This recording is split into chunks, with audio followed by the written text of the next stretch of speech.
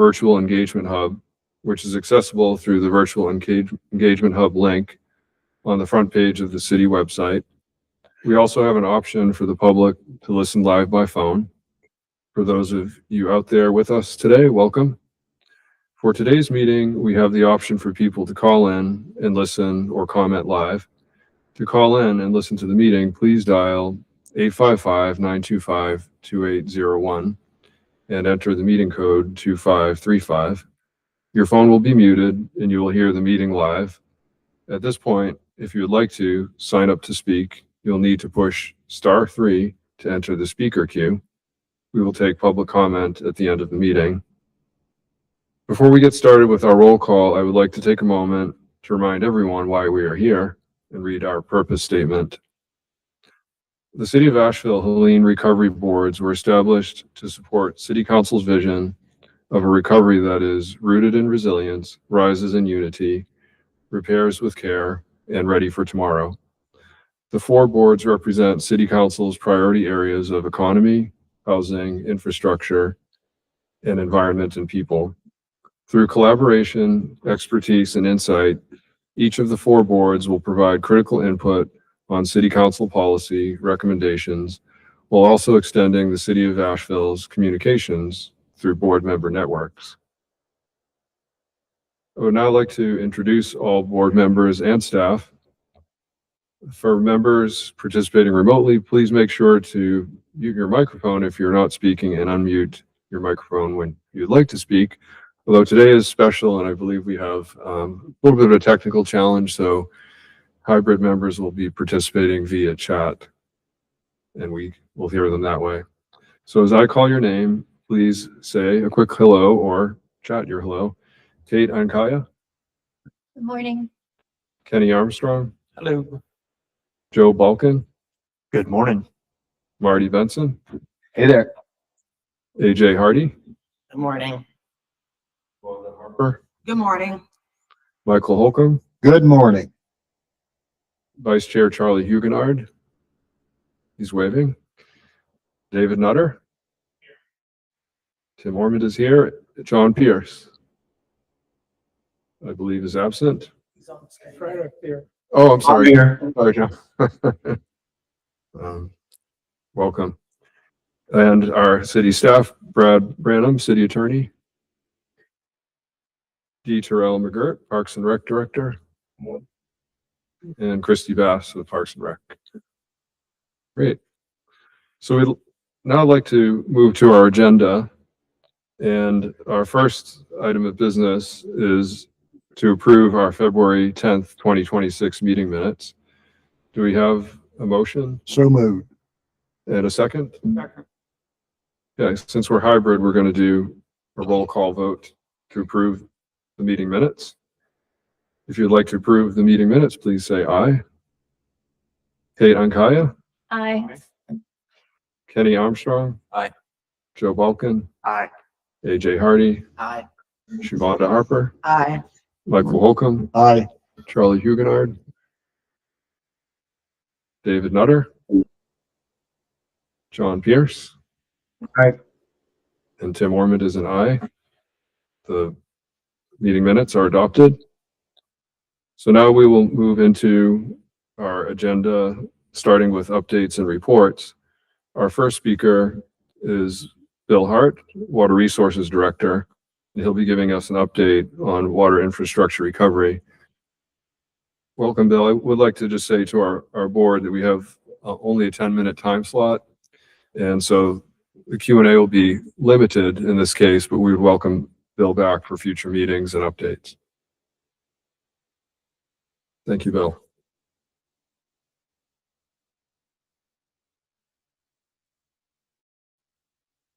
I appreciate the opportunity to come and speak to you today. I'm going to be doing a high-level flyover. So I'm going to go quick through this. There will be question time at the end. Anyway, I will come back at any time that I'm requested. I'm here today to talk to you about some of the recovery projects that we've got going on, and we have 7 in total.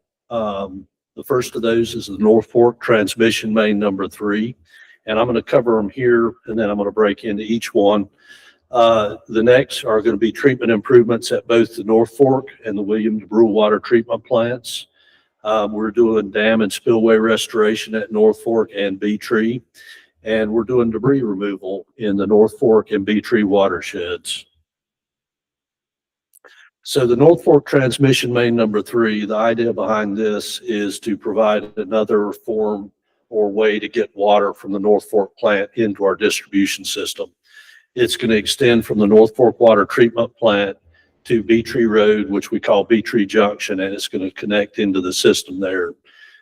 This is going to take advantage of some existing easements, but it'll also require some additional easements, and this line's going to go overland.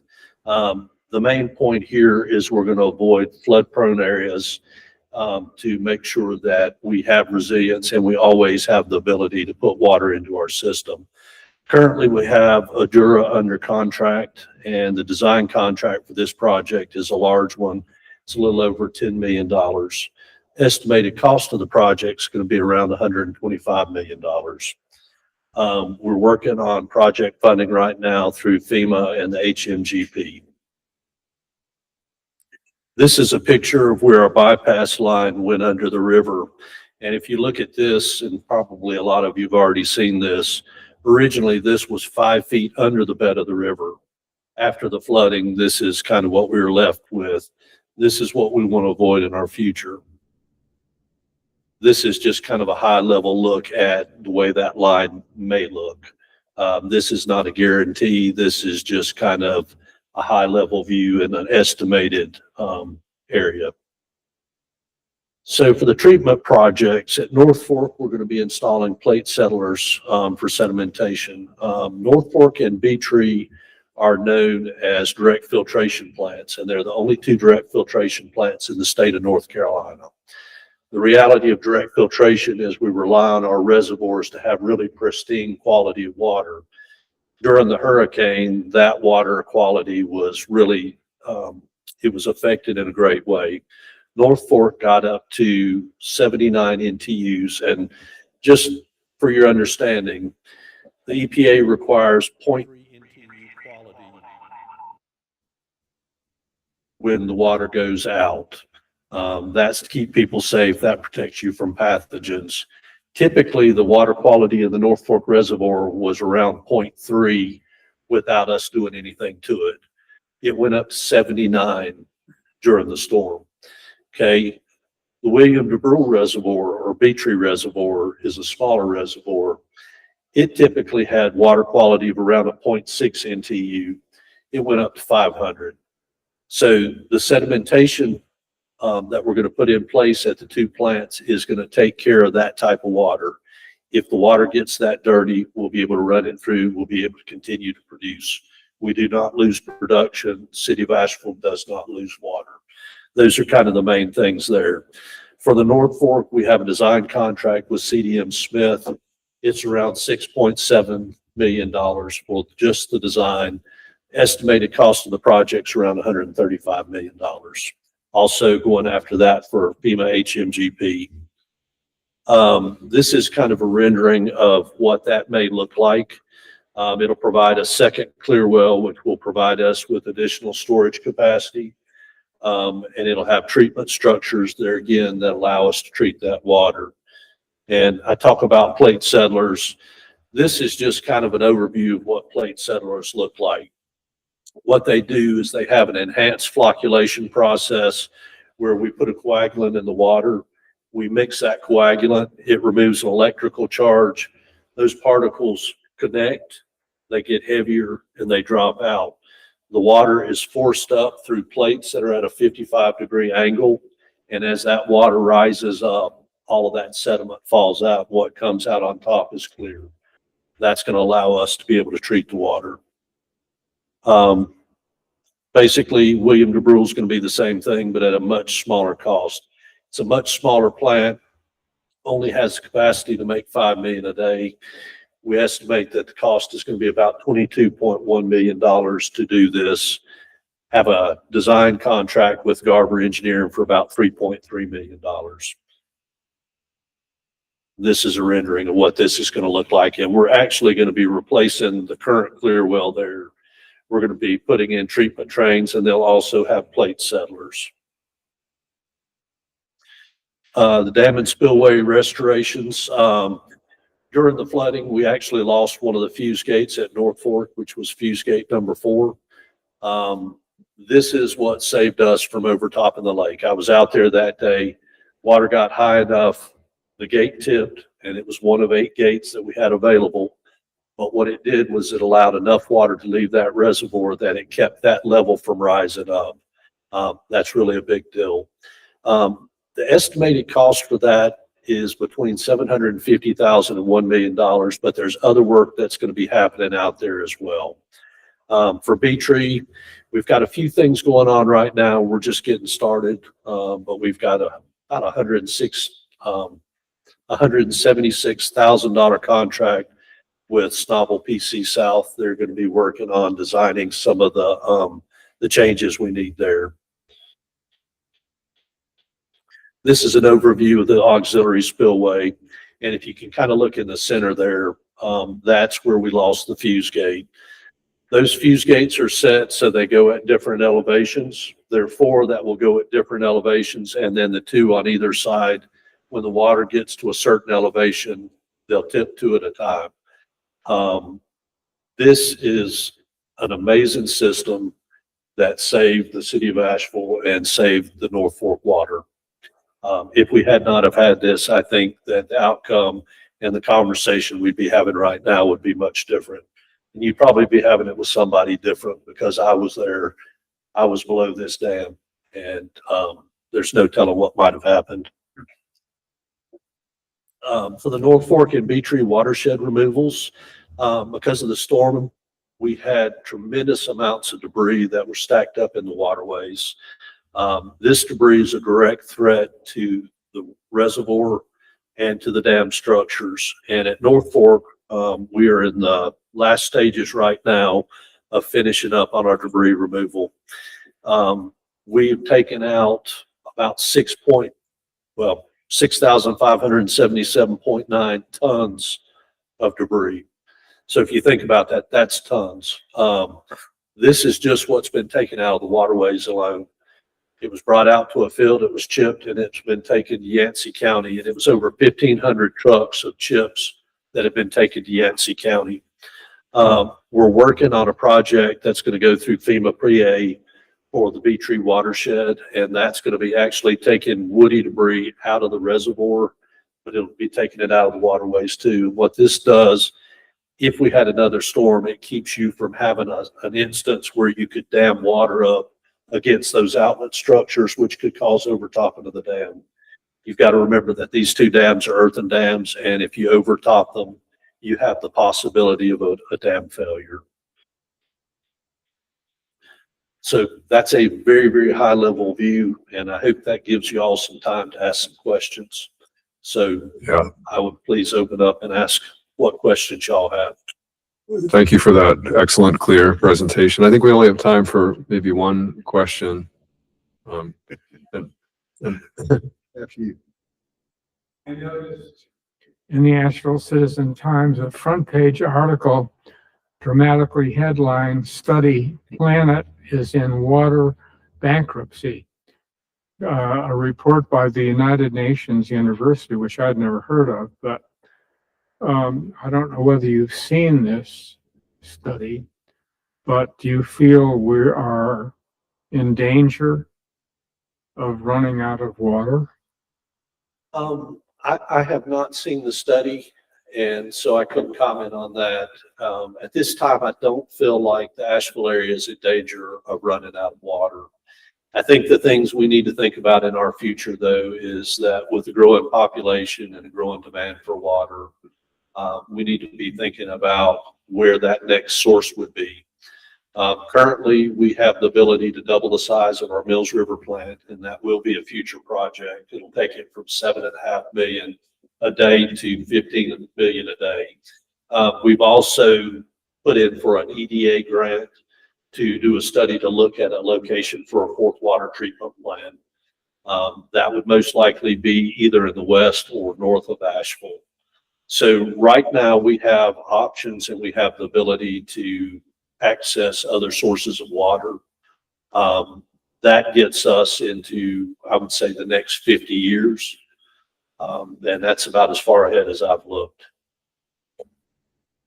And Mike, just, Bill, the North Fork Transmission Main number 3, there's been a lot of different descriptions of the size of the pipe.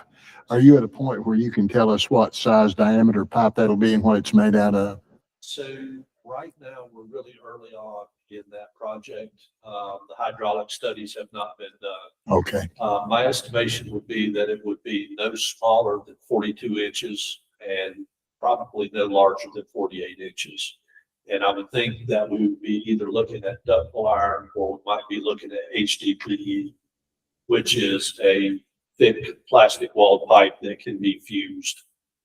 But I can't say at this point because we're so early in that study. Okay. Thank you, Bill. Good presentation. thank you, Bill, and we look forward to hearing from you again. Okay, that takes us to the next section of our agenda, item 5, unfinished business. And we're going to start with our, with Olin Consultants giving us a description of Azalea Park, Riverfront Parks recovery projects, introducing concepts. And I'd like for all of our board members to, when we're listening, and I'm sure some of you have been reflecting on this already, what we're trying to report to City Council is what factors must the design professionals consider when creating a single recommended design concept for each park that integrates features and amenities from all of the concepts they've developed. So let's just keep that in mind as we listen. And Mr. Mike Miller from Olin. Great, thank Welcome. you. Can everybody hear me okay? Online too? Excellent. Well, thank you all for taking the time today. I had the chance to meet a bunch of you at the public meeting on Saturday, also the focus groups yesterday, but really looking forward to hearing more of your feedback and perspectives. First, a quick word about schedule. So our team got started last September, spent our fall in a process of discovery, research, and analysis, culminating in the public engagement and public meeting last December. Since then, we've been working on the preliminary concept alternatives that many of you have seen that have been presenting this week. We'll also be presenting to council on the 24th, and then moving towards a preferred alternative. We'll be back here in June for more public engagement, and then phases of technical design and documentation, taking it through 60% design by early 2027. I was instructed to keep things brief and high level, but if I could share just one map with you from that research and analysis process, it would be this one, because I think it says a lot about this site and about what it suffered during Helene. So you all probably know this very well, but the Swannanoa is an incredibly steep and mountainous watershed. You've got about 4,000 feet of drop within the watershed. The main stem drops almost 450 feet. 18 feet within the project site, and about 80% of that watershed is upstream of Azalea Park. So it's this big funnel coming down on the park. And what does that mean? A couple of things. So foreshadowing the bridge and dam conversation, which is coming later, it means that while what we do on this site can have an impact on downstream flooding, it is not going to be the solution for downstream flooding. This is a watershed scale issue that we're faced with here. It also means, of course, that the site, like many places on both rivers, just really got hammered during Helene. So, of course, the JBL soccer fields, which have flooded many, many times, but also buildings like Mama T's, facilities like the pool and playground that were located on high ground, and in fact, out of the floodplain. You know, every time I go to the site, doesn't matter how many times I've seen it, that bridge and dam, it's just like a punch in the gut. It was truly incredible, not just water levels, but water velocities that this site was faced with and that we need to be thinking about when we design moving forward. So a lot of what we've been doing is pulling together everything we know so far about the priorities through public feedback. So starting with the IRB with all of you, also looking at previous plans, Recreate Asheville for guidance on programming, and then that phase 1 round of engagement that we did. So from the IRB, flood resilience as a design standard being number one, thinking about pedestrian safety and multimodal access, and not just the park, but the connections beyond, alternative sports, lifestyle activities, and nature-first trails. From Recreate Asheville, these were some of the top facilities and amenities, top programs and activities. And so we're looking here as of the public engagement on new things we might add to the park, but everything highlighted in green was actually already present at Azalea Park. So again, just underscoring for us that recovery is really job one here. Then from the public engagement, these are some of the top themes that we heard. And again, I think very consistent with what you all prioritize. So integrating flood resiliency, ecological restoration and recreation, restoring those previous amenities, but then maybe adding in some new recreational amenities as well. And we think there is definitely space for that at Azalea. Prioritizing connectivity and safety, and then also thinking about nature education and partnerships. You know, the Western North Carolina Nature Center being right there is a huge asset and opportunity for the park. Drilling down a little bit into program, looking at the categories from the survey, some of the top things we heard in play, nature play, disc golf, very popular, but also some other ideas for new programming. Picnic tables, river access, nature trails, nature walks. I think that's a big part of the identity of the site that we can strengthen. The river habitat, public art, and restrooms as a key amenity. So taking that all into account, we developed two preliminary concepts. The first one, Restore, Protect, Connect, is focused on repairing and rebuilding the Helene damaged facilities in place, but with greater flood protection, and stabilizing the riverbanks and the riparian corridors.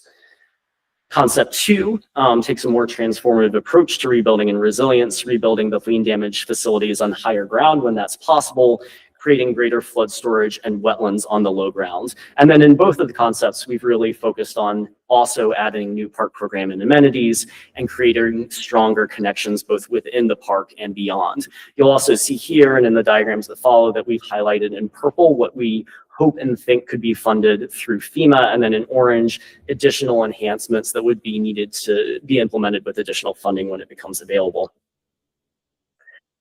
So looking at concept one in a little bit more detail, elevating and rebuilding the swimming pool in place, rebuilding the other rec park buildings, which are really a constellation of structures today rather than one singular thing. Elevating and rebuilding the concession and restroom building at JBL, and repairing the Azalea Dog Park in place. And then beyond that, again, finding room for new programmatic amenities, connectivity, the Greenway pulling through, and also trails within the park. Concept two, we're looking at raising the swimming pool up to one of the higher terraces where some of the parking and basketball is today. That's about 20 feet higher than its previous location. Taking the building program that was scattered through different buildings and concentrating in that in one new building adjacent to the pool, and the other program at Rec Park. At JBL, we're looking at providing some movable amenities, including restrooms to serve that, but that they could be pulled out in a flood, but creating a new park hub and structure on higher ground on the other side of Azalea Road. Also moving the dog park down to near that hub towards the area that we've been calling the river bend. It's what's currently the overflow gravel parking lot, but also a place that people really use to access the river. It's got a nice shallow beachy edge to it. See a lot of informal use in that area. Then looking at the bridge and dam, our alternatives here are really independent of the park concepts. Any one of these could work with either of the park concepts. And I'll say that we are right in the thick of hydrologic modeling for this. So we don't have a clear recommendation, but we do want to just revisit the options with you and some of our thoughts on preliminary pros and cons.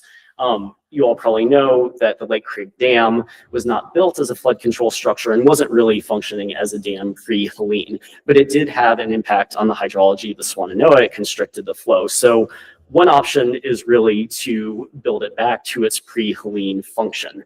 It's kind of the do no harm, change nothing first approach. So it would be restoring the bridge and dam function and the existing river conditions pre-Helene. So those are the pros. The cons of that, you know, it's not going to do anything to further mitigate flooding downstream. And it also doesn't give you the ecological opportunities of a free-flowing river. We could push further on flood control and create an enhanced dam on the site, maximizing flood storage. If we do that, we would only be looking at flood storage within the footprint of the park. We would not be looking at impacting any upstream private properties or infrastructure beyond that.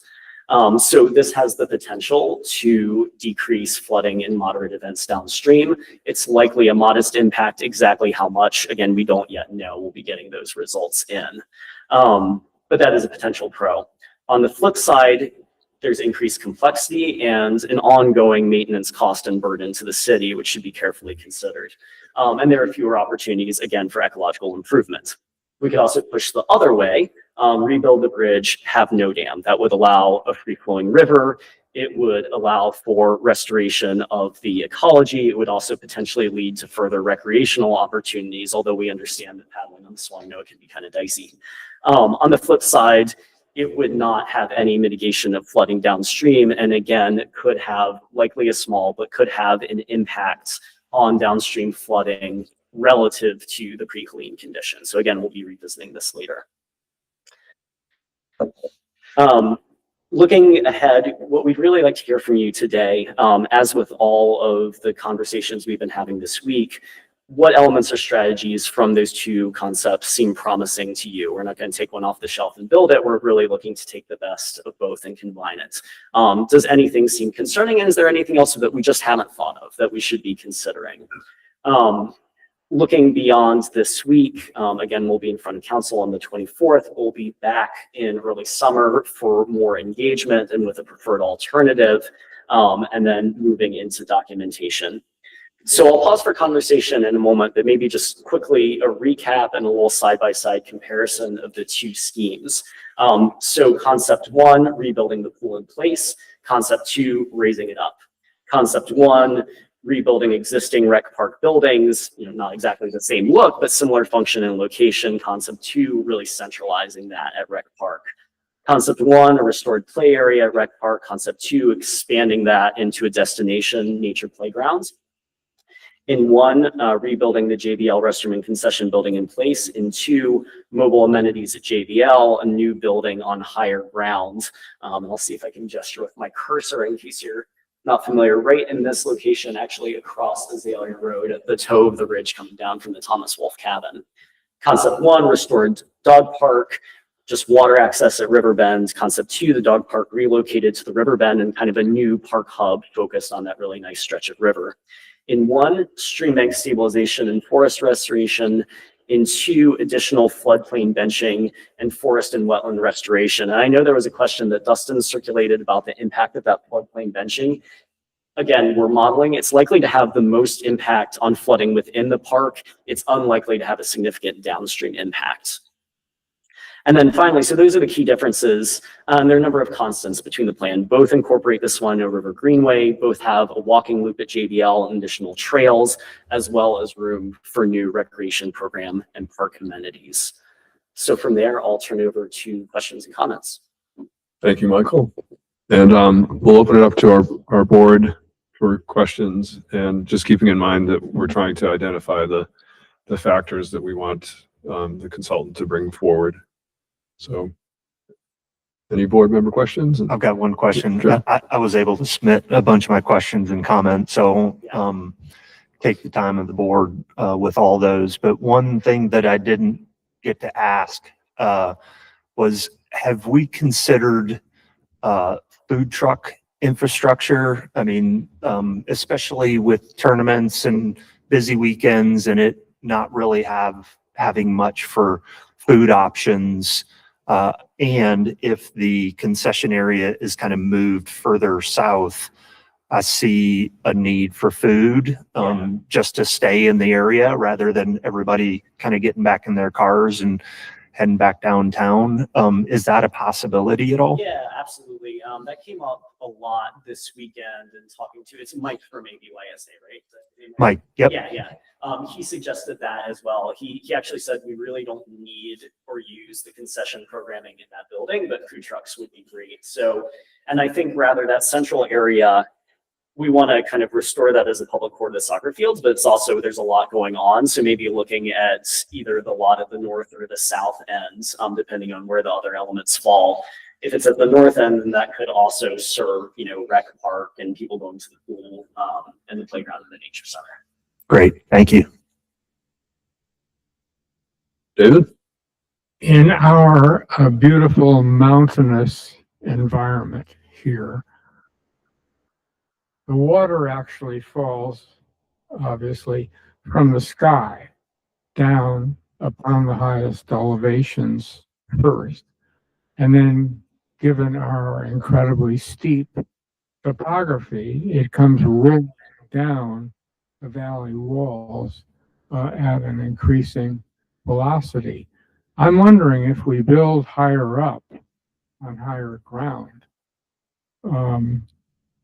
whether what we build may not be in great danger up there where the water begins and cause considerable damage in that manner. And are you speaking specifically about like the risk of landslide and Yes. that sort of thing? Yeah, I think that's something that we have to take very seriously. You know, looking at just at Helene as a for example, but an extreme one, you know, there were a lot of landslides regionally. There weren't any that we've observed at Rec Park there, you know, it was really the failure at the river's edge.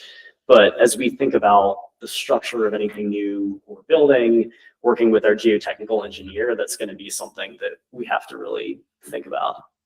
And relative to what we're doing already in our planning and zoning, this area has been struggling for years with some success to limit development on higher ground. Just to mention that as well. Yeah, and again, when I say higher here, we're not talking about, you know, ridgetop, because really we're so constrained within the footprint of this park. Almost all of it is in the floodplain, much of it is in the floodway. And so really, you know, just being able to get a little bit higher above, you know, a number of the structures that were damaged in Helene were technically out of the floodplain, but only by a couple feet, and they got damaged. So one perspective would be, it's a relatively rare event. It gets it out of the frequent flood. You could build it at a similar elevation and take additional measures for those extreme events. Another perspective would be, if we've got the room, let's move it a little higher. Again, not way at the top of a ridge, because we don't really have those sites within the park boundaries, but just moving upslope a bit to give that extra margin of safety. I have some questions, and thank you for a very clear presentation. And my background is a water resources engineer working with rivers and floodplains. I appreciate the context that you laid of 80% of the watershed being upstream of the park, and just the power of storms through this area. So the two concepts that you have, one is building in place, and I'm assuming some of that's related to FEMA funding. And the second concept being elevating. Have you looked at life cycle costs? Because I would think the more risk, if you're building in place, even if the pool is, I don't know how many feet higher, it's still going to be at a higher risk for future damage from major storm events. So have you looked at any life cycle costs for these alternatives? No, we haven't done a life cycle cost analysis, but it's also possible that even building higher may not be significantly more expensive than rebuilding in the same place. You know, it depends on the site specifics. In the case of the JBL Pavilion, probably a new site would be more expensive just because there's more earthwork to do there. But in the case of the pool, you know, we need to look at it, but it may well be a similar cost to that. But the life cycle perspective, as far as I know, FEMA doesn't take that into account, but from the city's perspective, that would be an important way of thinking about the decision. Yeah, including the maintenance burden for Parks and Rec. Absolutely. Okay. Pete, you had a question? Yeah, I have a comment about what I like some parts of both concepts, of course. But I think what I really love about concept 2 is that it consolidates uses a little bit better than the other one where things are sort of sprinkled throughout. And I go to this park a lot, and that area along the Swannanoa is really beautiful. And, you know, we're talking about putting nature play there, and I would argue that nature play is already there. And so I like consolidating it up in that more active area. So I think two things. The first is like, what is the overall character of this park as you all are coming up with these concepts? And then the second thing is that, and I'll have the same comment for the other park, is please don't take everything that you've heard from our community and then just throw it all in there. Think about how we organize it so we can have these sort of programmed areas and active areas, but also these really passive natural areas too. And enough space and scale for both of those that they really feel that way, as opposed to like a suburban park. So that's sort of like, you know, bigger, broader feedback. But then, you know, one of the things about along the Swannanoa right now, it is a wonderful place to go play and explore, but it doesn't feel safe because it feels like you don't know what you're going to walk into when you go around a corner or something. So I think by activating it in a really low impact way could be really beneficial. And then I want to go back to the dam because I love your pros and cons, and the cons are just one, at least from what you've presented about removing the dam. And I really think that this is an opportunity to explore that. And it sounds as though by repairing it or replacing it or redesigning it, we're not getting a whole lot of benefit in terms of flood mitigation. And so I would heavily advocate for exploring that and the potential of that also becoming part of this park and active space for people. Thank you. I really appreciate those comments. I'll just say, going back to some of your earlier ones on the park, I think you kind of hit it on the head that there's sort of a dual identity right now that's not tied together, right? There are these destination things you go for a soccer tournament, you go to the pool, you go to the nature center. There's also kind of this informal natural character and use of getting down to the river, using the trails. A lot of those trails exist, but you wouldn't know it. You're not invited in. It probably feels unsafe and unwelcoming to many people. And so I think what we really want to do, and I think can do successfully, is tie those things together, because there is overlap. You know, we were out there this weekend and, you know, there are people playing soccer, you know, the little kids are trying to get down and put their toe in the river, and, you know, the parents are kind of like watching both things at the same time. And I think there's a way to unite those things really gracefully in the design. Artie? I just sort of like to, Kate already said it, but echo her comments on the dam. I feel like so often our built environment and infrastructure, either intentionally or not, serves to sort of synthetically prop up private property value in vulnerable areas. And I'm a huge proponent of managed retreat from that sort of devastation. And yeah, the ecological component there, I think outweighs pretty much any of the pros. Yeah, and I just want to add one more thing to that, and then I want to hear what Tim has to say, is that we found during Hurricane Helene, and we have seen it around the country, that when gray infrastructure fails, it fails catastrophically. There is no like sort of warm up to it. And so it's a massive thing. So if there are ways to remove the dam or come up with something that is not a safeguard until it's a catastrophe, I think it is good. And then I wanted to know how that small bioswale in the traffic circle, like a token green infrastructure thing in that park, how did it perform in the storm? I'm just curious. Anyone knows that? Yeah, I don't have an answer to the second question, but I do have some background on the Swannanoa. I was part of the consultant team back in 2009 in light of the 2004 floods. And we did pretty detailed studies, hydraulic models and economic models, and looking at that dam as well for potential flood storage. So this was something that was funded federally by the Corps of Engineers, and funding came local to do the work. And so we have benefit cost ratios for all of these different projects, including, I understand what everybody's point is in terms of ecology and does it make sense to build this back.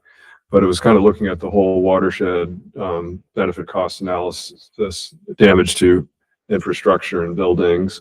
And I'm not sure if that's part of your team's scope to revisit this.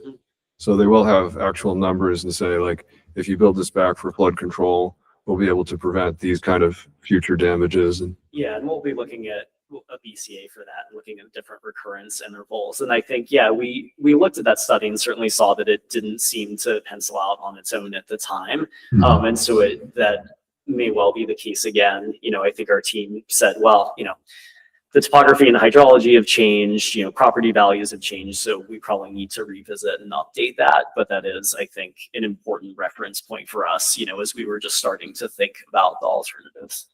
okay, so that's in your scope is to actually do economic analysis and other factors as well. Yes. So I guess that we'll see as that data comes forth, but it may show that it's not valuable to be restored as a flood control. Okay, any other questions? I know our goal is to kind of harvest the main factors that we want the design team to bring forward. And I think a key one is to make this the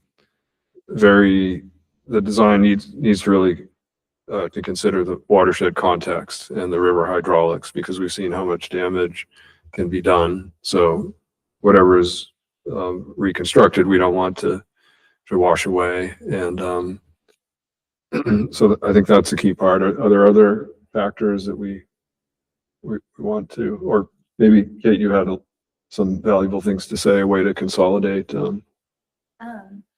What was that? So we have, we're supposed to help city council kind of give our recommendations, and it says it in our agenda here. What factors must they consider when creating a single recommended plan? Well, I would offer, from my opinion, just that a balance between the passive and the programmed areas, that it has, even if it has different expressions throughout, that it is somewhat a whole. And I don't know what that character, I'm sure that you'll develop that as you move forward, would be important. I think connectivity throughout the park is improved with both concepts right now. So if I went to the pool or something, I could find my way down to the soccer fields, to the river, to the dog park without having to get in my car and drive my father down or something. So I think that that's great. It's important. And then you heard my thoughts on the dam. I'm not an engineer, so take that with a grain of salt. And then I do have a question about the restrooms. On the one concept, we're repairing the building in place, keeping it, raising it up. The other is relocating it, but we're still keeping the restrooms down in that area and making them portable. So Yeah, could you there talk are a about that? couple options for that. One would be to do, you know, essentially mobile restrooms, not like typical porta potties, but something a bit nicer that's semi-permanent, but that could be moved away in the case of a storm. On the other hand, somebody has to be there to do that. And I know, you know, talking to Mike from ABYSA, you know, he was just having been out there for a lot of floods, he was kind of skeptical about that operationally, which I think was a really good perspective. There also is another possibility that we were discussing with our architects yesterday, which would be, you know, there are actually some prefab restroom buildings that have some amount of like flood proofing built into them. So it would be a more permanent structure, but a little bit, you know, less expensive and precious than a completely new custom building. So there may be some nuance within those options. So, but you've kept it in that location because it's a central location instead of Yeah, moving it up. Yeah, it's, Okay. it's central to the soccer fields. It kind of serves all of those there. You know, I think that we would, my sense is just knowing how far it is from end to end, if we had the permanent building on that higher ground on the south side, you would need something either at the north end or in the middle just to serve, you know, think about being out there with small kids and that kind of thing. I have one more point to bring up, and it's going to relate to what David will talk about later. I think the design really needs to keep in mind the natural systems and their natural flood resilience and strengthening these natural systems, the river, the riparian corridor. yeah, going forward, that's important not to detract from its natural ability to make our, this area more resilient. And I know we have a couple more minutes left. I don't know if Charlie or John, I'm not able to see a chat from here if they've had anything. No pressure, but wanted to give you an opportunity, our hybrid members. Can you hear us? Oh, now we can. Yes. Oh, awesome. Okay.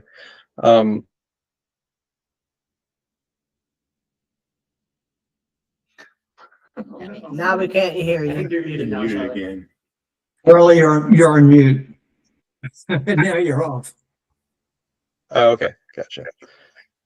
I must have accidentally tabbed it. The only thing I had to add was, it does seem like, an obvious choice to move all the permanent structures uphill if possible. What are the downsides there?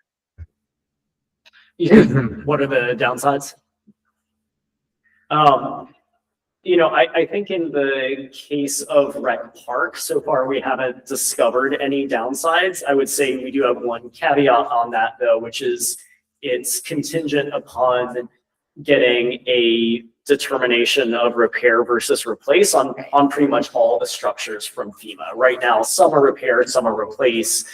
We think that they're missing some scope, and so we're making the case for replace, but because we're sort of recombining and centralizing all the structures, we really need to be able to take all those pools of money, or there would be a gap to be made up with other sources of funding. So I would say that's the only drawback. It's a funding one rather than kind of a physical planning one from our perspective. I think when it comes to JBL, and that's a smaller facility, but I think there are some trade-offs there. I think moving it to a new location would be a lot more flood resilient. There's the possibility for it to feel to create a more truly public park hub, serving not just the soccer fields. But we do still need to make sure that we're serving the soccer fields because that's a tremendous use, very popular, very economically important. And there are also some potential safety challenges with locating on the other side of Azalea Road, pedestrian traffic. There are a lot of blind corners. We are looking at potentially with that some tweaks to the roadway alignment that would make that crossing a little bit safer. But there are some more significant trade-offs on that one, I would say.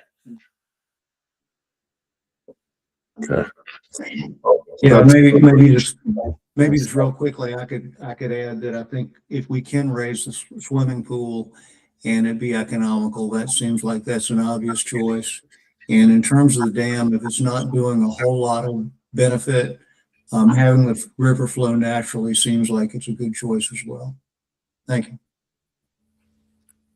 I didn't catch all of what John said. I think I was talking over him, but were you able to? Yeah, I think I heard, and tell me if I missed anything, that it seems like a good idea to raise the pool, and that you also did not want to rebuild the dam or would recommend against it. Was that correct? That's correct.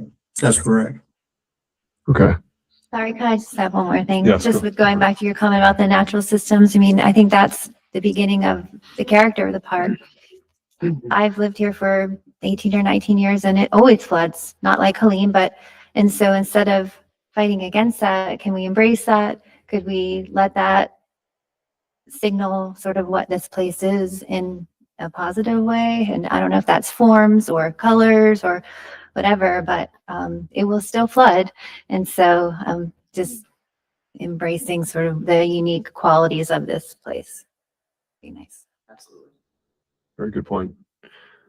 Well, thank you, everybody. Thank you, Michael, for an excellent presentation. We learned a lot.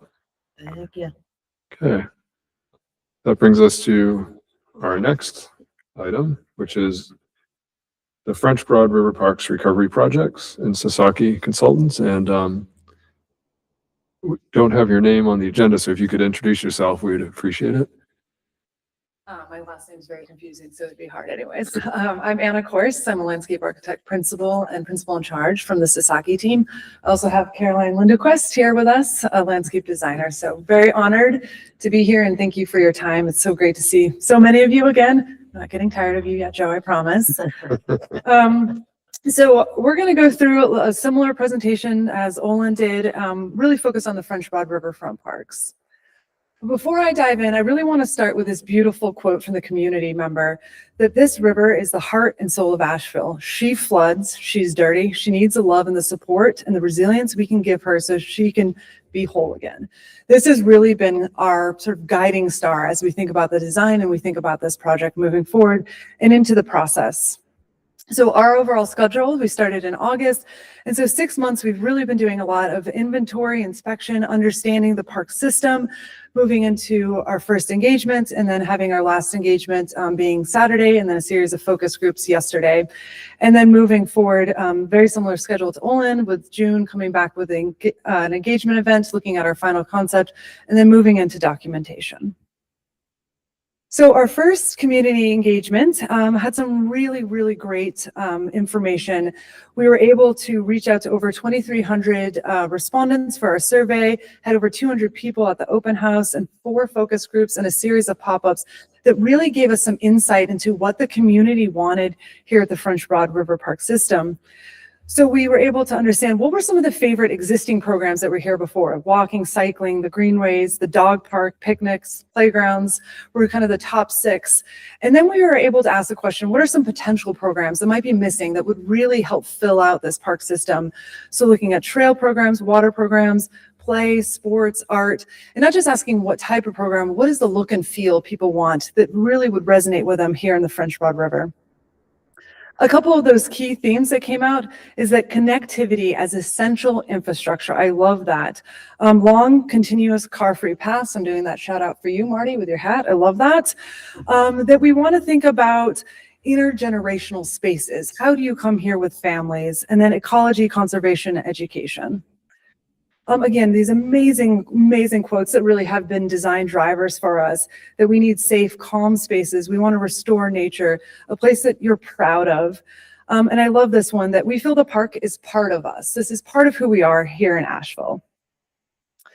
So this also led to our analysis. And when we do our analysis, we want to look at all the work that has been done before. So looking at Recreate Asheville, what are some of those gaps that we can see in the park system? I'm doing a lot of analysis with what was here prior to Helene and then after, and then starting to dive into a lot of what we need to do for the FEMA-related documentation and mitigation planning. This was also tied to lots and lots of visits, being on the ground, walking the riverfront, but also being in the water, doing that detailed analysis. And my colleague Caroline mentioned it was really kind of an emotional moment because we were here on the anniversary, the 1-year anniversary of Helene. So really taking that in, understanding the site and how it's kind of recovered since then. So all of that information led to a series of diagrams and documents that really looked at cross sections of the river, looked at connectivity prior to Helene, kind of post Helene, understanding the history of the site. How do we want to bring that back in education? And then really led us to 2 important maps of our opportunities and constraints. So where can we create further connections? Where can we look at adding in that additional program?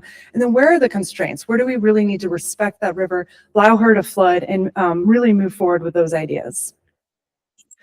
So the community engagements, that analysis led us to our guiding principles. Very quickly, guiding principles are value statements. They describe the aspirations and expectations as we move forward. And these principles will be used to explore and evaluate design proposals and to define success. So this is kind of our foundation as we think about the different designs. So we want to think about the rebuilt French Broad River Parks will work in respect with the river. They'll expand connectivity, enable safe movement, balance diverse recreation, infuse art and culture of Asheville, and be local and welcome to all.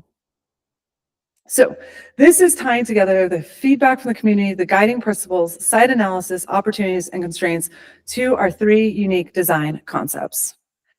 So we have the unique challenge of trying to put 5 miles on a plan and presenting that to you. So I have the plans, I'll walk through as high level. I also have printouts of the zoom-ins, and so we can kind of bounce back and forth. But the 3 unique concepts really try and look at each French Broad River Park system as a way to turn up the volume on an idea. So reveal the river. So really focusing on the river. How do we activate Asheville and the community canvas? We've asked the community in the surveys not to pick a concept, but to tell us what they like, what they don't like. We want to hear both ideas because that's really going to lead us to a 4th concept, the preferred concept that we move forward with. So starting with Reveal the River, this is all about engaging the river. It's learning about the river, it's restoring, it's growing community, it's growing ecology. It's really coming back to who the river is. So this concept frames the French Broad River Park system as a resilient ecological network shaped by the river's natural rhythms. The result is a living landscape that supports biodiversity and strengthens climate resilience while inviting people to experience a healthier river system. So we're going to dive into Reveal the River. I want to start up at the Craven Street area, and a couple of things that you'll see in each concept is that we have back of house facilities and yards. So it's important to think about the operations and maintenance of a park system this big, and how do we ensure we have the ability to maintain that site. You'll see that we have restrooms and picnic plazas and parking up there by the Craven Street. In each concept, again, I realize it's a little small, but we also have the proposed pedestrian bridge. So that is in each one. As we move down near Gene Webb, you'll see kind of stormwater wetland.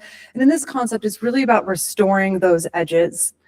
On both concepts, as you go to the west side, you'll see the Greenways, and we've been working with understanding the Asheville unpaved trails and sort of bringing them into the design, and then actually creating a stronger connection over to West Asheville. We have a series of community overlooks that kind of create that strong connection.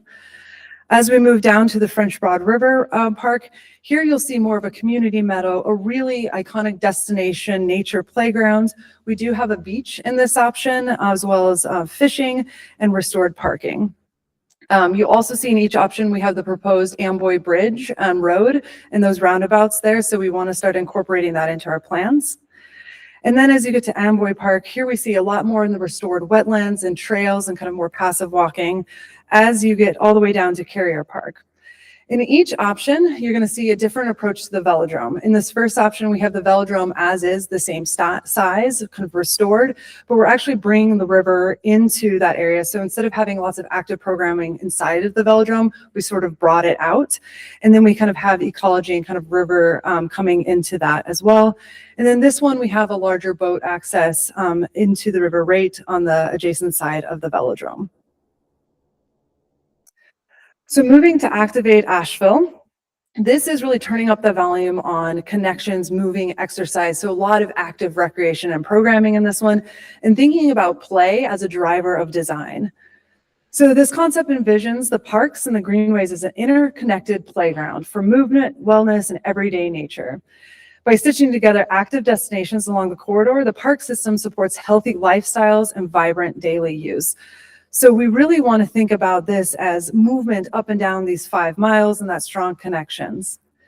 So again, starting up at the Craven Street area, we have a skate park and a parking area for that zone. So really bringing up more activation, less of the wetlands as you saw in the prior one. Thinking about how that can kind of move you down as we get to Gene Webb with restrooms and a little snack shop. So in a couple of these options, you'll see opportunities for food and beverage, bringing that in. A similar approach on the west side, and to save time, I'm going to keep going down. So as you get to the French Broad River, this one, we really have a big destination playground. We have an amphitheater kind of in the central area. We have a big overlook lawn, dog park. I should mention dog parks are in each one, of course, and a couple different sizes and opportunities to look at those. And then big overlooks as you move forward. In each one, you'll also see where we have the confluence of the Swannanoa River coming into French Broad. That is where we have the largest kind of velocity of water and volume. And so there's a lot of armoring that will be needed. In this one, we're kind of looking at a little bit of a harder edge with kind of a planting, kind of reforest area adjacent to that.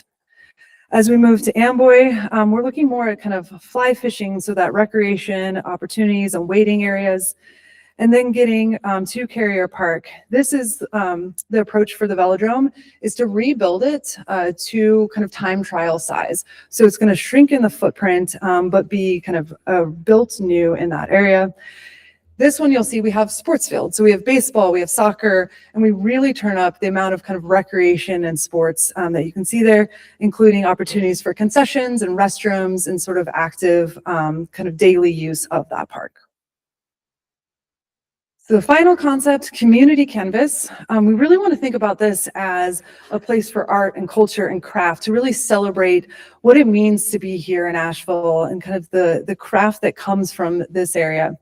So it positions the French Broad River Park System as a living campus that celebrates local identity, creativity, and shared stories. The landscape itself becomes a stage where history, community, and contemporary culture flow together.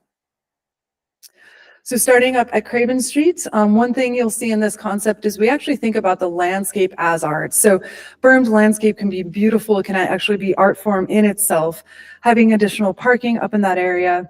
And then as you start to move to Gene Reb, so kind of a little bit north of the River Arts District, where you see art and sculpture, having sculpture walks going through that.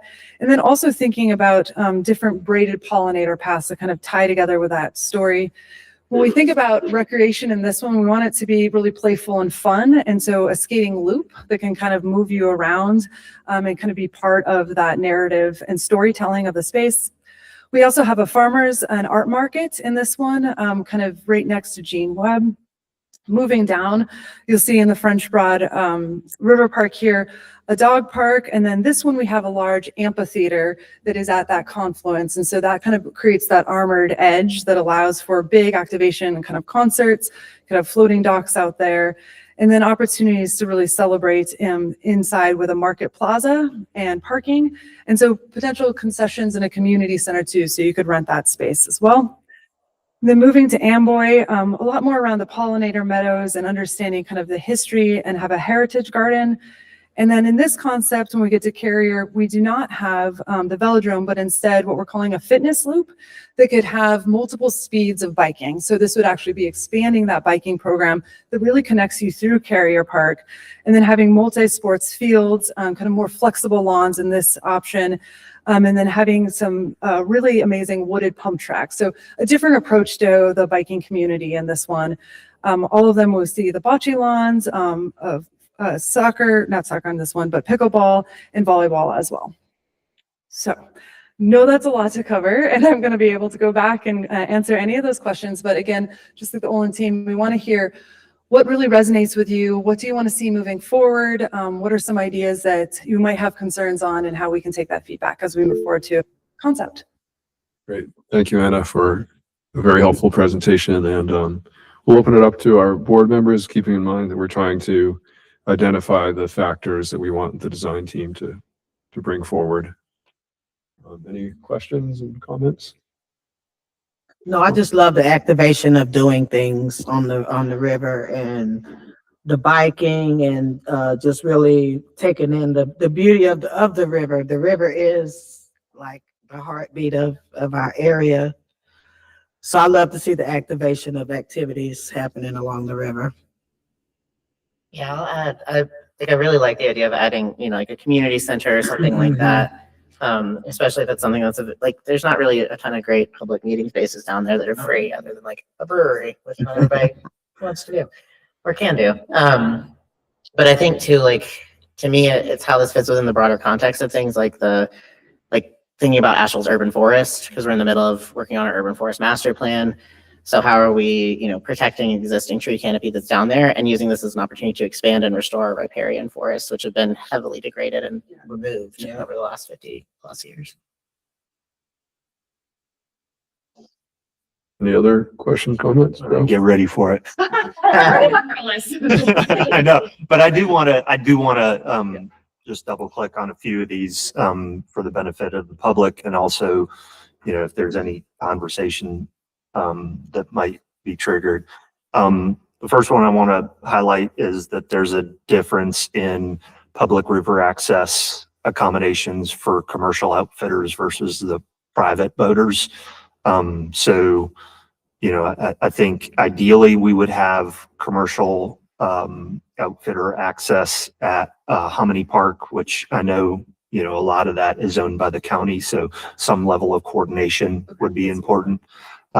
Carrier Park, if Amboy Road Park is not possible, I didn't see much in the way of river access there, and there might be a good reason for that. But if Amboy Road Park is not a possibility, Carrier Park, and then Craven Street Bridge. And I'll highlight that, in order to serve those commercial outfitters, you got to have shuttle pickup drop off, trailer parking, boat and guest staging area, changing rooms if possible, bathrooms if possible, and paved wide, low angle boat ramps for higher capacity. So that would be amazing if we could accommodate our outfitter businesses and also those environmental organizations that are leading, groups of people through our rivers for education and cleanups and those types of things.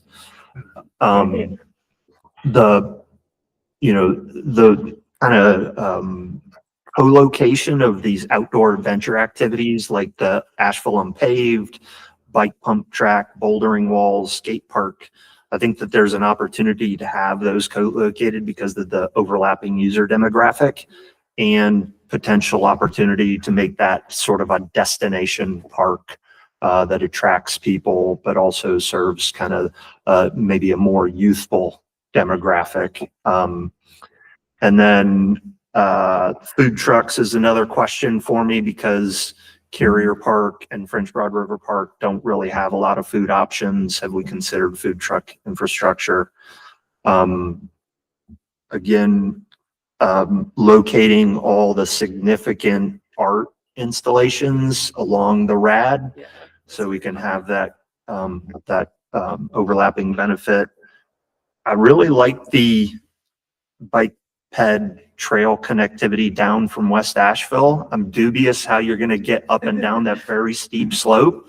Project manager scrambled that the other day. But I mean, With some if that thoughts. is a possibility, that would open it, bike ped connectivity all the way potentially over to the south side. If we could do some, river bike ped bridges and then over the railroad tracks. We've been talking about all these things. Nasty Branch Greenway is already being planned for construction. So I could see a protected bike pathway from West Asheville all the way over to, kind of McDowell and whatnot. That would be amazing. I really like the idea of having kids play options in all of these parks. I mean, that will allow families to stay in these parks longer instead of kids getting hangry. And, food is important too. So if you can provide food and play options in each of these parks, you're going to be able to make a day out of it for people. And in keeping with much of what Joe has just said, I recommend that you make economic development a fourth element, adding it to the other three, because we need economics, income, jobs, private sector participation as elements. To pay for the parks. And to help. Someone has to Help pay. program them, help operate them, maintain them. Yeah, absolutely. It's something we want to definitely consider. I want to emphatically second what Joe said about commercial river access, because as a person who runs an organization that does a lot of river cleanups, it's immensely challenging for us to use a lot of the smaller scale access points. And that also translates into, if you think about like the types of outfitters or operators who are able to have folks going like tubing through the RAD, it's often really small scale. A lot of times with that level, it's like people who might not have insurance and stuff. So it becomes like a safety hazard in addition to just sort of it's both like an opportunity from an economic standpoint and an opportunity to avoid a potentially like catastrophic situation. It's really great. Good. I think Charlie has his hand up. Is that right, Charlie? Yeah. I just have one public art related question. I love the idea of the community canvas. And you did call out specifically performance locations and art markets. Do you have any specific plans about rotating or permanent public art installations in this plan? I have lots of thoughts about that. I think that would be something we want to continue to work with the art community. I know there's some concerns when you have rotating art and how that works and kind of programmed, but if you have a system in place, it can be really successful. We worked on a project in the Nine Rails Art District in Ogden, Utah, where we designed sort of art infrastructure in a way that different artists could come in, whether it's performance art, whether it's sculpture, whether it's aerial, kind of suspended art systems. So the design built art infrastructure into it. So it's something if the community is open to, we can start thinking about where those areas might be and how we can work with our community to ensure that that's feasible And flood resilient. and flood resilient. Yeah. Exactly. Yeah. Which could be- And that's awesome. Yeah, I was curious, from the sort of like arts infrastructure sort of perspective of, what do those canvases look like for art that maybe doesn't fit into the performance area or the market sort of sales area. I think there could be really beautiful environmental and ecological art too, that we're telling the story. So it's art, but it's also educational and it's talking about French Broad River. So I think it'd be great to kind of continue that conversation. Awesome. Thanks. Knowing your timeline, I'd imagine that we're going to beat you to it. Okay, so go that route. Okay, good. Well, I mean, I say that to mean that, we should be, as a community in the RAD, coordinating with y'all Mhm. so that we're planning to do these types of rotating installations and art experiences in a way that layers in with your design, as opposed to y'all design art and some art trail and we design an art trail on the other side of the Yeah. street. It doesn't make sense. So We want to complement. Yeah. Work together. Yeah. But I have a few things to say, if that's okay. At the risk of sounding like Debbie Downer, I think there's so many good things that you've, I like how you preface that. All right, I'm ready. well, just the reality of the watershed, the flooding, it's not too much in our recent past where some of us remember days of flooding and just so many structures wiped out. So some of the comments I had for the Azalea team, I have similar ones in terms of life cycle costs. Working with the natural river system for its resilience and not sacrificing that in any of these alternatives. And how do you think about the program elements? Because there's a real density of them. How they will affect flood resilience and the ecology of the river.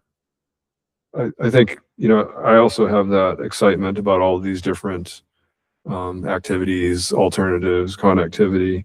But then there's part of me that's thinking about the maintenance, the potential risk. If you're putting a lot of new structures, could they be wiped out if we have another event like Helene or smaller? And how your team is thinking about that. And are you doing any kind of life cycle cost analysis that looks at maintenance? Yeah, we'll definitely be doing a life cycle cost analysis. And one thing, we already started having great conversations with some of the operations and maintenance folks and understanding materials that work well. One of the big takeaways that we have kind of moving forward in design is that after a flood, we don't want to be reconstructing. We want to be cleaning. And so how do we ensure that we have materials that can be easily, washed down, cleaned, and kind of moved out? So in 24 hours, 48 hours, it's back normal. You're not having to rebuild something. And we're also looking at different ways, especially at Carrier Park, where the water, when it does flood, it is much slower. And so there can be strategies with kind of creating riparian edges that can kind of deflect the water, deflect the debris, and kind of use those as a barrier that we're going to consider to ensure that some of these program elements are safe. I will say at French Broad River, where that is a pretty big velocity, and that's why we are looking at those armored edges. We do have an opportunity there to work with topography and kind of get out of the floodway a little bit in that zone. And so some of these programs that really need to be high and dry should probably find themselves in that area in French Broad River. So we'll definitely be looking at that. Definitely looking at life cycle of different materials being used, anything from the wood to concrete to kind of our native planted areas. Okay, very good. Kate and Marty? I want to echo what AJ and Joe said, that about kids' play areas. We do really lack third spaces that are not breweries, and I love beer. But I acknowledge that is a huge need that was being filled by Carrier Park.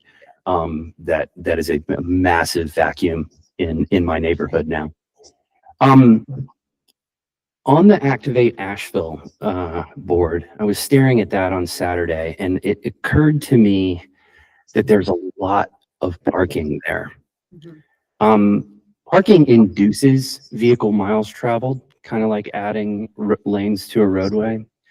And it struck me as kind of ironic that the Activate Asheville titled board is catering to a sedentary and ecologically destructive form of transportation. I recognize that we do need commercial and civilian access to the river. And so I'm really torn as to what to do about these impervious areas. I really want to caution that we do ourselves a huge disservice if we overdo those. And so what starts rattling around in my brain is how do we make those surfaces available in a flexible way? And how do we make them more productive? And I know that this is sometimes a third rail issue, but the answer that I think is probably the best one is parking management. The way that you make a parking space most productive is to charge for it. And what you can do is demand-based pricing. You know, a parking space is not worth the same at 2 a.m. on December 15th as it is on July 4th at noon. And that's going to encourage turnover in those spots as opposed to somebody just sort of parking and leaving their car there for the entire day. I know that that's a difficult decision to make, and it's one that I would advocate for across town, but certainly in the parking facilities in these parks. Also, one last thing, and I know that this is not your, I don't mean to come at you with this, and I know it's not your problem. I'm just sort of screaming into the void because somebody had the indiscretion to give me a microphone. Oh, you preface your comments yourself already. Okay, thank you. We need trash cans. Yesterday, and if you want to know where to put them, you can find dog poop bags stacked up together. The city needs to do that like right now in these parks. I live up the hill, and we just got some very basic services that we need like right now. Thanks, Marty. I have a quick question, and it's whether or not, like, with these plans, we're under the same kind of constraints. I know that a lot of the FEMA funding is really specific with, like, you can repair this existing structure, but we're not going to pay for you to, like, totally rebuild in a different location. Are we under similar constraints with the French Water Riverfront parks? Sorry, I'm looking at you. It could be a question for anyone. So if I understand your question correctly, most of the funding that we have for these park rebuilds are federal funding. So it's either going to be PA, HMGP, or DR funding. What FEMA PA does not cover, then we'll go to the HMGP. Okay. And what that doesn't cover is where we would then go to the DR funding to look to enhance a lot of these spaces. Okay. Does that answer your question? No, go ahead. There's a couple routes too that, you know, we're looking in and considering. And so 404 and 406 is kind of the rebuild, you know, what's there. 428, and Dustin, if you want to chime in at all, that really gives you a little bit more flexibility in how that money is used. And so that is something that our team is actively looking into right now. And can we do that? Because that would give us more flexibility in how we rebuild back. Cool. Thank you. Okay, I think Kate had some. Yeah, I have a handful of things. Thank you so much. It's obvious you've done a great job with gathering information from the community.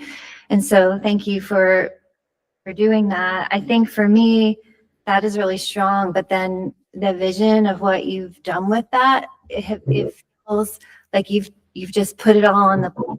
And I don't feel, and maybe it's because it's a key site, it's really long and skinny, but I guess we want you to listen to us, but you're the professional. And so we want you to take that information and make recommendations. And maybe you can't accommodate everything that you've heard from everyone. And you may have to push us to make some decisions about what is the most important thing, because if we do everything that's on these plans, I think it won't feel like the kind of park that our community wants and needs. And so I would just, as you're in this conceptual phase, is to begin to edit and find ways to like share uses or multi-purpose things, so we don't have these sort of polka dots of things across the river. So that's like a big comment. And then in terms of resilience, and the natural systems, like Tim was talking about, is thinking about that not just as like a stormwater garden here or a pollinator garden here, but how does the whole park act as that? And so could it be functioning landscapes? And so we don't even have to call it a pollinator garden or a stormwater basin. It can be the park, can be the stormwater infrastructure. It And has to be, yeah. that's And kind of- so I really encourage that, to think in that way, even with the artwork. And so could the artwork be incorporated into those stormwater systems, the weirs or something, and maybe they're artful. And so we don't then have art here and stormwater here. And so anyways, that I feel like we need to get beyond the information gathering into something. And then the other thing I would say is that Karen Craig Nolan Park is just this rectangle on the plan, and there doesn't appear to be any reference to that or anything around it reacting to it. And so that is something that has been in our community and is part of the park. And so I would encourage you to develop that relationship a little bit more. And then that confluence of the Swannanoa River and the French Broad, that's a challenging situation there. But I also think there's a lot of opportunities there. An ecotone, maybe that's abstracted into a shift of programming or something, but how can we acknowledge that very special but challenging natural feature, and not just try and manage it, but incorporate it into the park somehow. Yeah, and I love the riparian forest enhancement too. If I could, And city staff does a really good job of what you're saying, integrating like the way before, having public art in the parking lot and next to the pollinator garden with the, it all kind of spoke to each other. You know, there's the fish sculpture at the boat launch. Like, so I think part of that will come naturally just as we settle into it. But I like what you're thinking about. Although I had the opposite reaction when I saw the 3 plans. I was like, oh, I like Reveal the River for the Carrier Park area. I prefer the community campus in the red. That makes more sense. And then the Activate Asheville for the little corner at Amboy. So I was kind of thinking like, maybe there's a way to silo it. And then now I'm like, well, we got to silo it, but also. But I like that, but that's different expressions throughout a larger identity of a park. Yeah. And so I like having an area, just like with the Azalea Park, that's very active and programmed, and they can all speak to one another, materiality and form, but they can have these different activities, and I don't know. Well, and I'm a transportation guy, so I would say to incentivize people to bike, lots of bike parking. And also I love the roundabouts. I know that's outside your scope. And heck yeah, the pedestrian bridge in the middle of the French Broad River, that would totally like, it's a game changer. I know that's also not part of your scope at all. I have it in there, and I was like, at the same time, I kind of went through that quickly. Yeah. Well, thank you, everybody. We're kind of a little over our 30 minutes with you. To kind of boil things down, it's going to be a little bit challenging. I'll say just some of my kind of bullet points, and then, just take everything you can from what people recommended. But I think similar to before, strengthening the natural systems, the natural river riparian corridor, as Kate was sharing, really integrating the ecology and not thinking of it in isolated places. Really respecting the watershed, the river, the force that it brings, and the history that we share. And then in terms of some of the program elements, connecting access to, especially to neighborhoods that have been disconnected in the past. I heard, public access to the river and kids play areas and the need for bikes. And so there are a lot of these very valuable program elements that, and anything that I missed, I'm kind of. Trash cans. Oh, trash cans. And, John put something in the chat box. okay. John will give you the final word, maybe. Yeah, I just wanted to say I prefer the Activate Asheville concept for the health and wellness benefits, the mental health benefits, the kids play options, and if we can have pervious surfaces for parking where feasible, that would be great. Wanted to keep it brief. Thanks. Yeah. One other thing I didn't mention, this is just a PS, was sediment removal, to keep that in mind. Yeah, and access to that.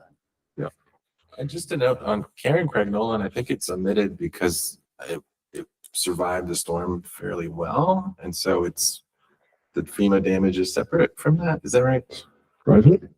It's probably, it's just not city property, so the Oh. plans, their focus was on. Or just that it's there, and so we can't ignore it. So how do we Work her into the- reflect yeah. with it and Yeah. integrate it? Yeah. Good. Well, thank you, everybody, and hopefully that was helpful. Very And helpful. feel free to Appreciate it. correspond if we can. Yeah, thank you so much. Thank you both consultant teams. And Yes, thank you. we started a little bit late today, so we're kind of on time. It's going to take us into our last item of new business. And David Nutter's going to speak to us about his Connect Buncombe white paper. And hopefully most of you have had a chance to read it. David and I had a chance to discuss it yesterday. But I'll just turn it over to him in terms of what he would like to share, what he would like our board to consider. There's nothing to vote on, but he's planting some seeds for us. So, David? Thank you, Tim. Yes, I represent Connect Buncombe on our board, and we are devoted to finding every way imaginably possible to create more greenways and integrate them with our lives and our other aspects that we've all been discussing here. When Helene struck us such a hammer blow last year, it became clear that it was a planetary catastrophe affecting the entire Earth, and that we really did not know for sure what we should do or anyone should do. So we set forth in an effort to be scientific, because in the scientific method, one begins with forming an hypothesis.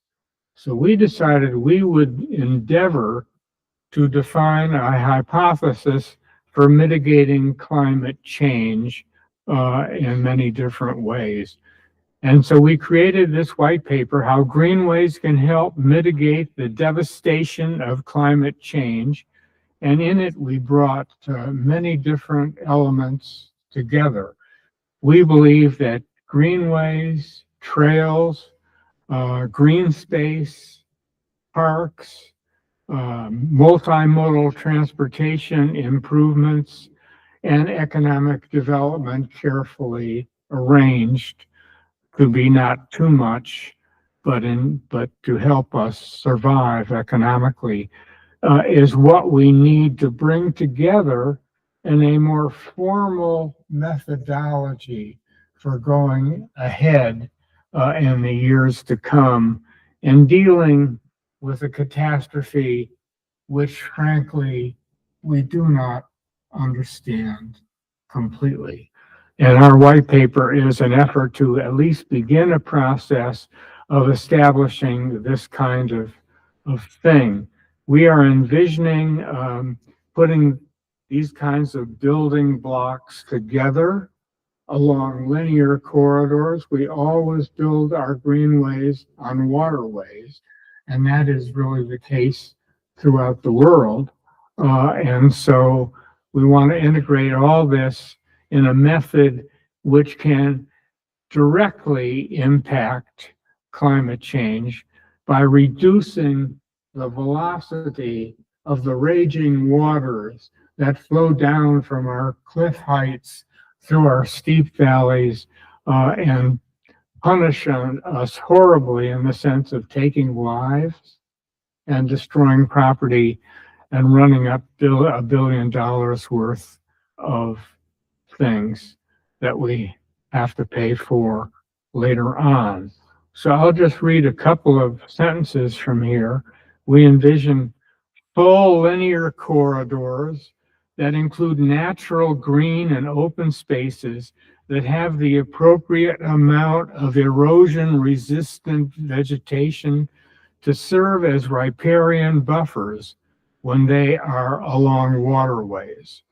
And so we're looking at connectivity of these things along rights of way. Greenways are, we have created greenways as invaluable public rights of way through multiple land uses that are otherwise often privately developed.